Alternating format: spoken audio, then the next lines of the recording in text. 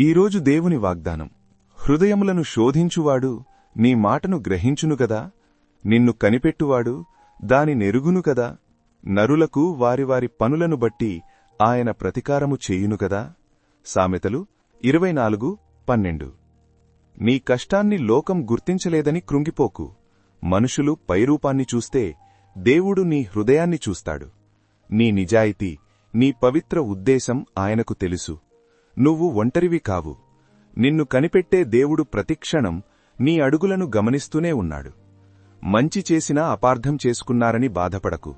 నీ యథార్థత దేవునికి కనిపిస్తోంది.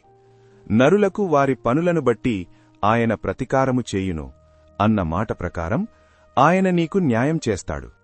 నీ ప్రతి కష్టానికి, ప్రతి మంచి పనికి ఆయన సరైన సమయంలో ప్రతిఫలమిస్తాడు. మనుషుల మెప్పు కంటే దేవుని దీవెనలే నీకు గొప్ప విజయాలనిస్తాయి. లోకం నిన్ను చిన్నచూపు చూసినా దేవుని దృష్టిలో నువ్వు ఎంతో విలువైన వ్యక్తివి. నీ మనసు స్వచ్ఛంగా ఉంటే ఏ అడ్డంకి నిన్ను ఆపలేదు. ఓపికతో కనిపెట్టు. దేవుడు నీ తలను సగర్వంగా పైకెట్టుతాడు. మనుషుల కోసం కాకుండా దేవుని సాక్షిగా నీ బాధ్యతను నువ్వు నెరవేర్చు. నీ వెనుక దేవుని కాపుదల ఉంది. నీకు రెట్టింపు ఆశీర్వాదం లభించడం తథ్యం. దేవునిపై నమ్మకంతో ముందడుగు వేయి.